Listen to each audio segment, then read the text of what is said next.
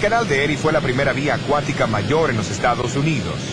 Al ser inaugurado en 1825, cruzaba el estado de Nueva York desde el oeste en Buffalo, cerca de las cataratas del Niágara, hasta el este en el río Hudson, en Albany.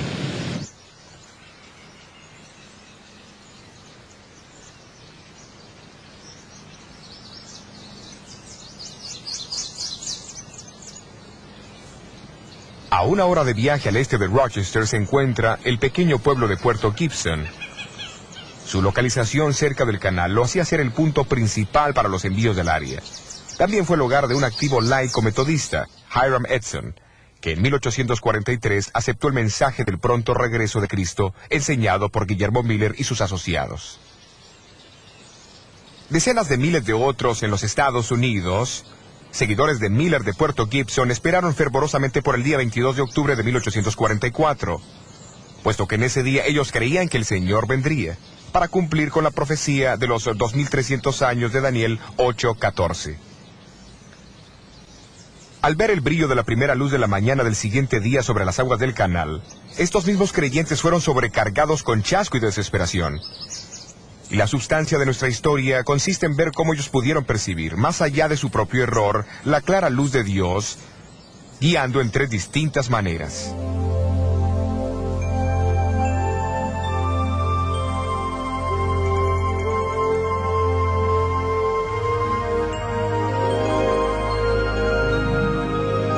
Fueron muchos los creyentes adventistas que se reunieron en la finca de Hiram Edson el 22 de octubre de 1844. Estudios han demostrado que esta fue su casa, a pesar que habitaciones han sido añadidas en ambos lados desde que Edson vivió aquí. En aquella fría mañana de octubre, el chasco de Edson y sus amigos llegó a ser real. Eso sale de su boca muy fácil, compañero. Discúlpeme, señor. No creo que usted tenga la menor idea de cuán devastados estamos. ¿Qué quiere decir? Quiero decir que hemos experimentado la peor clase de duda. Algunos de nosotros con más aflicción que otros. Nos preguntamos si las profecías de Daniel estaban equivocadas. Nos preguntamos si tal vez la Biblia era una mentira. Y algunos de nosotros hasta nos preguntamos si todavía existía un Dios en el cielo. Fuimos al granero allí atrás y oramos. Y después de reexaminar nuestra fe, decidimos que tendría que haber una respuesta a nuestro dilema. ¿Y cuál es? Bueno, después de desayunar, yo sugerí al joven Owen Crozier para que fuésemos a visitar a algunos de nuestros vecinos de aquí del área y ver si podíamos confortarlos un poco. No estoy seguro si fue por miedo a nuestros vecinos burlones, pero de todas formas salimos por el maizal. Todo este maíz. Estábamos tan seguros de la segunda venida de Cristo que dejé toda la cosecha parada en el campo. Tome una mazorca de la mejor de Nueva York. Gracias. De nada. ¿Sabe? Mientras caminábamos esa mañana y repasaba en mi mente los eventos de las 24 horas anteriores, de repente paré y miré hacia el cielo, y pareció como si los cielos se abrían y por mi mente destelló el santuario. ¿Sabe? Nosotros los milleristas hemos predicado sobre el texto hasta 2300 días y el santuario será purificado. Y pensamos que ese santuario era la tierra. Bueno, más tarde reconocimos que la Biblia enseña que también hay un santuario en el cielo y que Cristo se mudó como el primer sacerdote en el día de la expiación, del lugar santo al lugar santísimo, el 22 de octubre de 1844. El Señor tenía un trabajo que llevar a cabo en el cielo antes de regresar a esta tierra. Ahí fue que el hermano Miller cometió su error. El Señor fue bueno. Él había oído nuestra oración. Bueno, hasta luego, compañero. Hasta luego.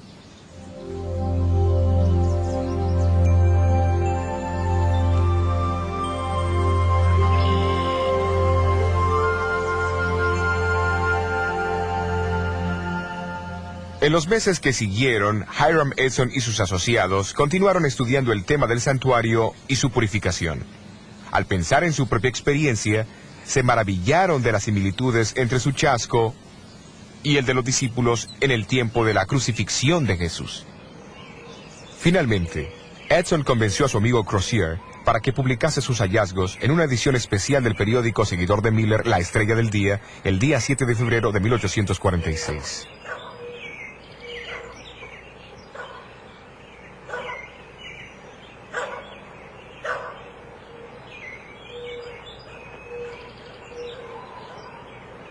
Pero mientras tanto, otro evento de gran significado ocurriría en Washington, Nueva Hampshire. 2 años antes, en 1844, una señora bautista del séptimo día había compartido su convicción, afirmando que debía observarse el séptimo día de la semana como el día de descanso.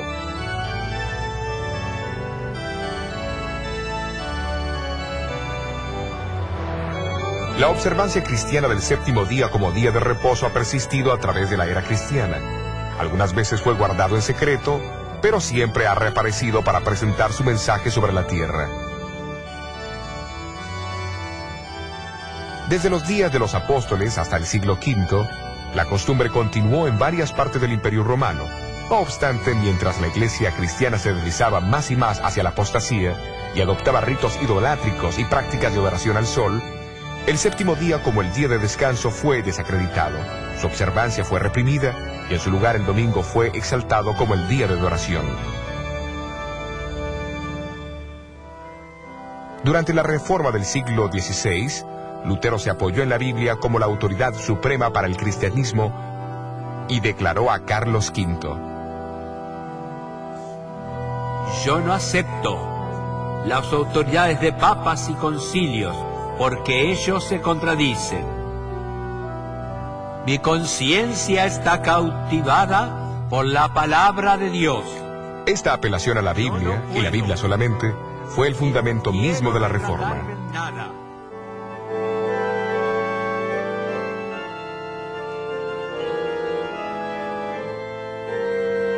Mientras la Reforma continuaba, surgió un diálogo en la Iglesia con respecto al tema del domingo y el sábado.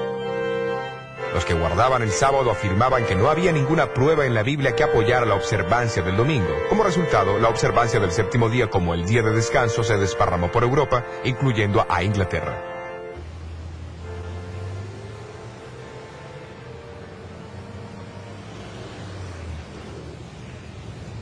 Allí las discusiones sobre el día de descanso llegaron a ser el centro de controversia entre los puritanos a través del siglo XVII. Se involucraron personas influyentes y entre los muchos que defendían la observancia del séptimo día había un abogado inglés, jefe de la mayoría en la Cámara de los Comunes.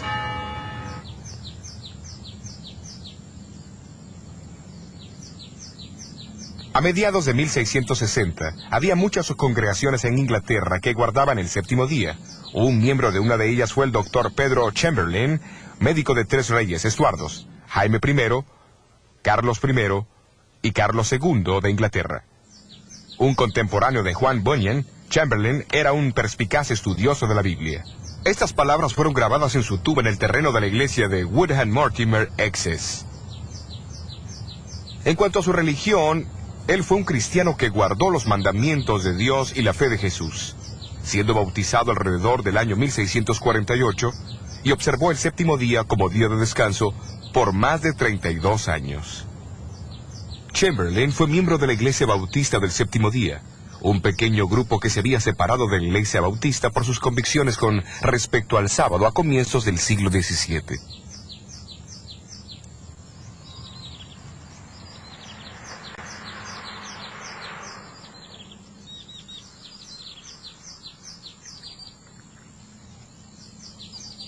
En 1664, Stephen Mumford, un bautista inglés del séptimo día, emigró hacia el Nuevo Mundo.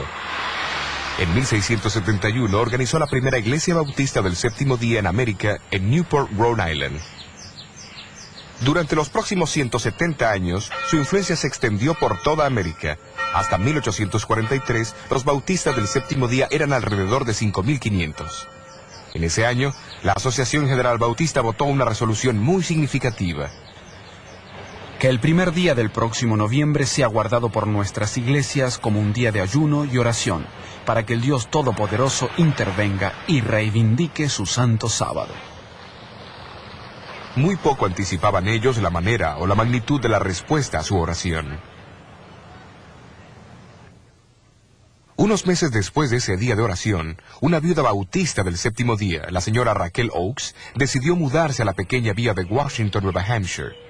Su hija de 18 años, Delight, había aceptado allí una posición como maestra de escuela.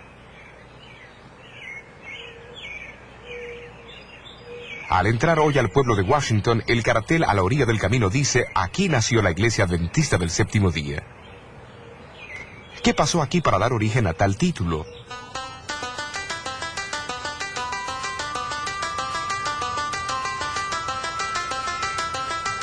Esta sólida iglesia de madera se encuentra ahora lejos del centro del pueblo, pero antes se encontraba en el medio de una próspera comunidad agrícola.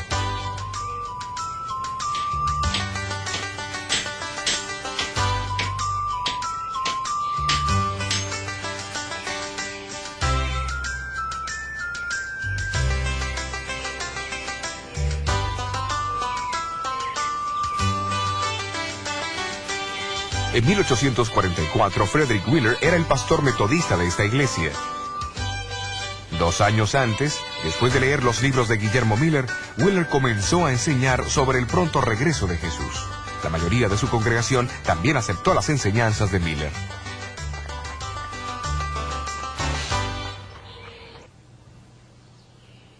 Un domingo por la mañana, Wheeler se encontraba detrás de este púlpito de la iglesia de Nueva Hampshire en el servicio de la Cena del Señor. Durante el sermón animó a la congregación a ser fieles en guardar todos los mandamientos de Dios. La señora Oakes, la bautista del séptimo día, que asistía a la reunión, apenas pudo contenerse. Cuando el pastor la visitó poco después, ella aprovechó la oportunidad. Pastor Wheeler, hola, me alegro Raquel. de verlo. He esperado por este momento. Quiero hablarle sobre algo muy importante. ¿Cuál es el tema de hoy? Pase. Gracias, señor Oakes. Es un hermoso hogar.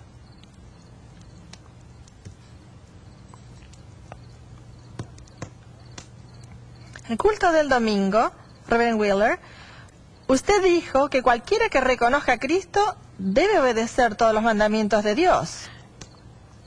Estoy completamente de acuerdo con usted, hermana. Bien, quiero aclarar que en aquel momento estuve a punto de pararme para decir algo. Lo presentí. ¿Qué quería usted decir? Quería decir que hubiera sido mejor que usted cubriera nuevamente la mesa de la Santa Cena hasta que usted mismo comenzara a guardar los mandamientos de Dios, incluyendo el cuarto.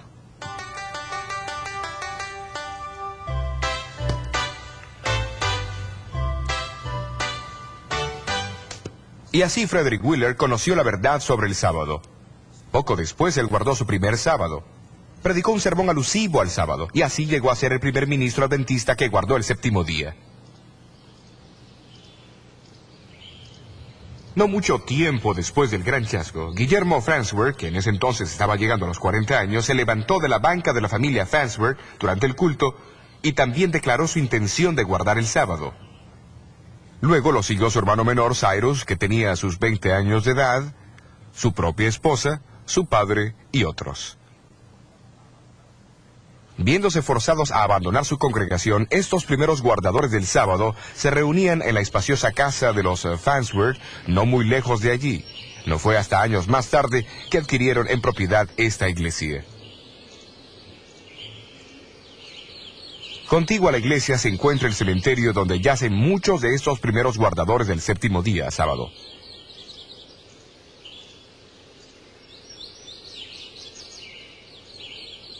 Esta lápida revela que Cyrus Farnsworth se casó más tarde con Raquel Delight Oakes, la maestra e hija de la señora Raquel Oakes. Poco tiempo después que Wheeler comenzó a guardar el sábado, un segundo ministro seguidor de Miller, Thomas Preble, se unió a él. Preble era un bautista libre que había viajado con Guillermo Miller proclamando el pronto regreso de Jesús. Llegó a ser el primer adventista del séptimo día en defender el séptimo día sábado en forma escrita, en un artículo que publicó en febrero de 1845. Entre los muchos que leyeron este artículo, que más tarde fue impreso en forma de folleto, estaba José Bates, un capitán de barco jubilado.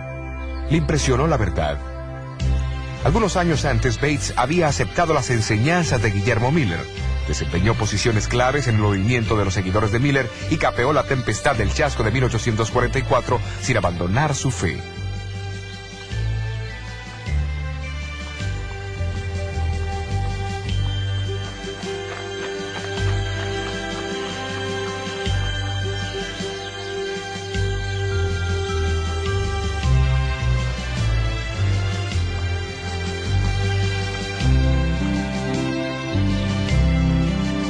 Al oír sobre el grupo que guardaba el sábado en Washington, viajó hacia allá, pero en el camino se encontró con Frederick Wheeler en su hacienda de Hillsborough.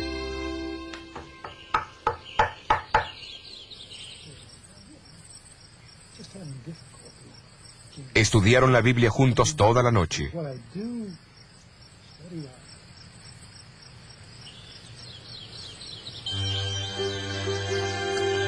A la mañana siguiente, ambos siguieron hacia Washington a la casa de Cyrus Farnsworth.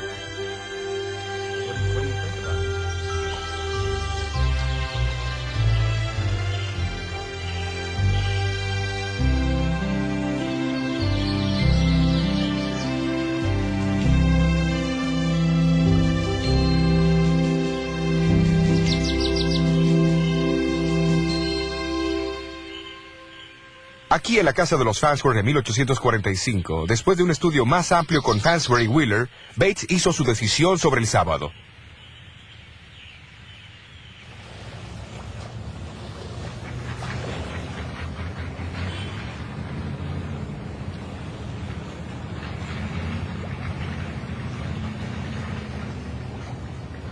Al regresar Bates a su casa, estaba cruzando el puente entre Fairhaven y Nueva Bedford, Massachusetts.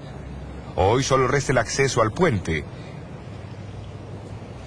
En el puente, Bates se encontró con un viejo amigo, Jaime Madison Monroe Hall, que le preguntó: ¿qué hay de nuevo, Capitán Bates?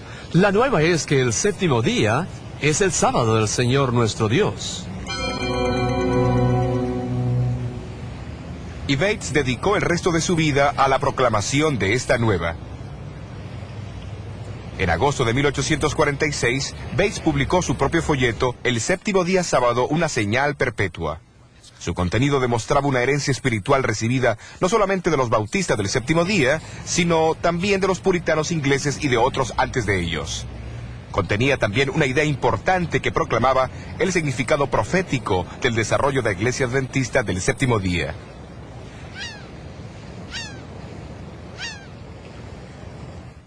Después que Bates empezó a guardar el sábado, notó algo que los seguidores de Miller habían pasado por alto. Ellos habían visto en su movimiento el cumplimiento de los dos primeros mensajes de los ángeles de Apocalipsis 14, que tenían que ser proclamados antes de la segunda venida de Cristo. Pero había un mensaje del tercer ángel. Bates notó que Apocalipsis 14:12 describe a los que proclaman estos mensajes como aquellos que guardan los mandamientos de Dios y tienen la fe de Jesús. Esto confirmó en su mente la importancia de los mandamientos. A él le parecía que el tiempo había llegado para aquellos que habían proclamado los dos primeros mensajes de los ángeles. Reconocieran el tercer mensaje y guardaran los mandamientos de Dios y el sábado, el cuarto de ellos. A comienzos del año 1846, Bates recibió una copia del periódico La Estrella del Día, donde se explicaban las ideas de Hiram Edson sobre el santuario celestial y el ministerio de Cristo en el lugar santísimo. Inició correspondencia con Edson y aceptó su invitación para asistir a una conferencia que se daría en Puerto Gibson más tarde ese año. Allí Edson compartió sus conocimientos sobre el santuario, pero Bates también tenía algo para compartir. Mientras Bates delineaba sus razones para guardar el séptimo día sábado, Edson se levantó y declaró: esa es la luz y la verdad. El séptimo día es el sábado, y yo estoy contigo para guardarlo. Y así lo hizo hasta el día de su muerte.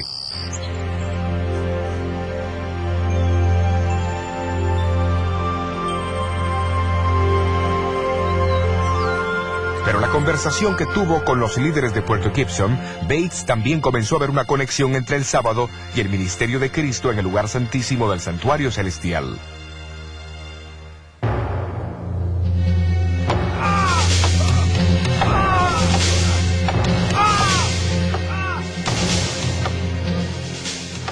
Jesús se encontraba en el centro de ambas doctrinas. En una, Él era el completo sacrificio como Cordero de Dios y también el sumo sacerdote administrando la sangre y purificando el santuario. En la otra, Él era el creador del mundo y el dador del verdadero descanso. La conferencia de 1846 fue la primera expresión de esa conexión.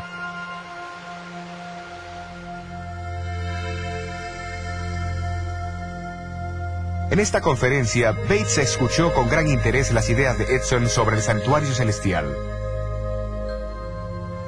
Él sabía que la Biblia decía que el arca del pacto se encontraba en el segundo compartimiento del santuario y que adentro del arca estaban los 10 mandamientos. Luego, con mucho interés, leyó Apocalipsis 11:18, donde habla de los días finales de la historia del mundo, cuando las naciones se llenarían de ira y llegaría el tiempo para el último juicio del mundo. Pero entonces, en el siguiente versículo leyó que en ese mismo tiempo el templo de Dios, o el santuario celestial, se abriría y el arca de su testimonio fue vista en su templo. Bates razonó que si el ministerio de Jesús en el lugar santísimo era ahora el foco de atención, entonces el arca, su ley y el séptimo día sábado que esa ley señalaba, también cobraba nueva importancia. El cumplimiento de la profecía de los 2300 años en 1844 había por consiguiente atraído la atención hacia el santuario celestial de una manera que jamás se había visto.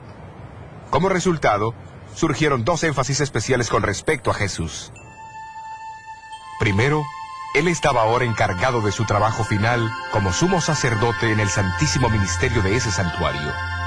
Segundo, Él era el Señor del día sábado y nos ordena guardarlo como Él mismo lo observó, como nuestro divino ejemplo. Pero habría una tercera señal distintiva asociada con la gran proclamación final del Evangelio de Dios. La misma también tendría que ser parte de Jesús, pues en Apocalipsis 12:17 se le identifica como el testimonio de Jesús. ¿Pero qué significa esto?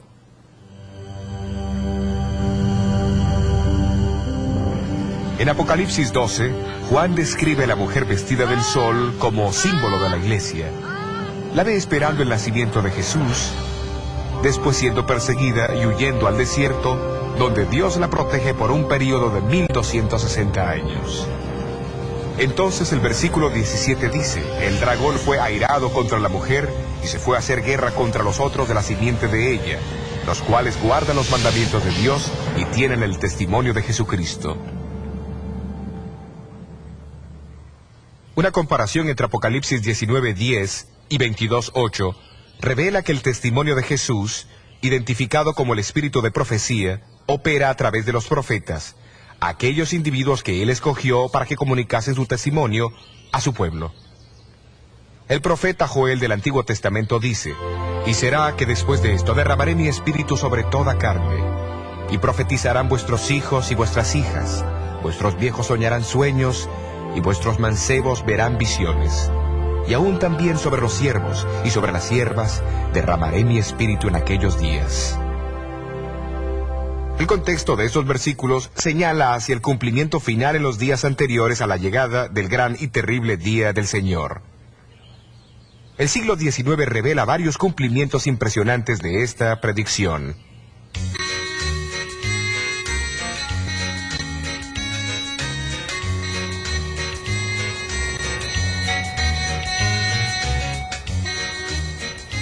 A fines de 1830, un joven americano de color que se había convertido a los 17 años, se mudó aquí a Boston, Massachusetts, para prepararse para el ministerio. Su nombre era Guillermo Foy. En 1842, Foy recibió 2 visiones impresionantes. Más tarde publicó una descripción en un folleto titulado La experiencia cristiana de Guillermo E. Foy, junto con las 2 visiones que recibió en los meses de enero y febrero de 1842.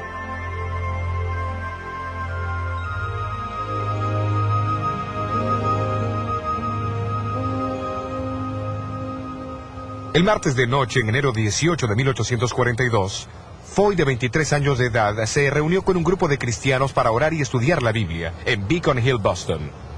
Durante la reunión, recibió la primera de 4 visiones. Duró por 2 horas y media, durante las cuales el Dr. Cummings lo examinó. Y citó sus palabras: no hay ningún indicio de vida, con excepción en el área del corazón. En su visión, Foy presenció la recompensa dada a los justos en la segunda venida y le fue mostrada la incomparable belleza del cielo. Él vaciló en compartir sus visiones, pues sabía del prejuicio que existía en contra de los negros. Pero menos de 3 semanas más tarde, tuvo otra visión mientras se encontraba en una iglesia llena de gente. Esta visión, que duró 12 horas y media, reveló las escenas del gran día del juicio. Es con una profunda tristeza que debo juzgar tu vida en este momento. Siendo niño, fuiste afortunado de tener padres que temían y amaban a Dios. Mientras las escenas pasaban por su mente, él vio que ni la profesión, ni la política, ni la posición pueden salvar. Solamente una relación con Cristo. En realidad, si su visión sobre el juicio previo al advenimiento hubiese sido notada, tal vez el gran chasco habría sido menos duro, sino del todo evitado, 2 años más tarde.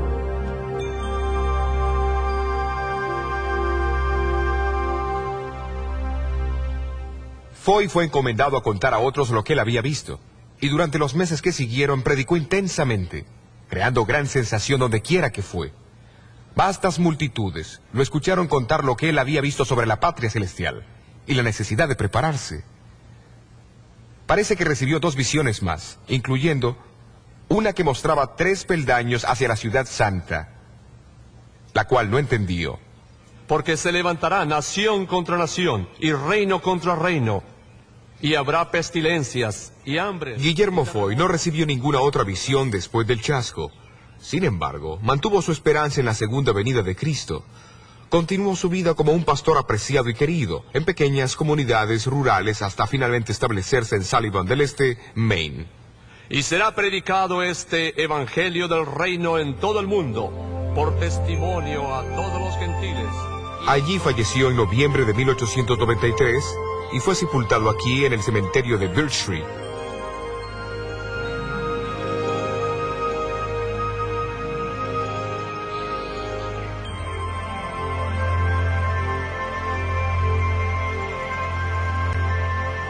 Poco después del gran chasco, Dios dio el don profético a otro, Hazen Foss, que vivía en Poland, Maine. Tenía 25 años de edad, una buena educación y era un buen orador y creyente en el pronto regreso de Jesús. En su primera visión, vio el viaje del pueblo adventista hacia la ciudad de Dios. La misma corroboraba las visiones de Foy e incluía la visión de los 3 peldaños por los cuales el pueblo de Dios llegaría a la ciudad santa. Después del chasco, le fue dicho que compartiera lo que había visto, pero temiendo la oposición, Foss se negó. En una segunda visión, nuevamente le fue encomendado que compartiera lo que había visto, pero a pesar de eso se negó. Siguió una tercera visión en la cual le fue dicho que había sido puesto en libertad y que la carga caería sobre uno de los más débiles entre los débiles, que obedecería el mandato del Señor.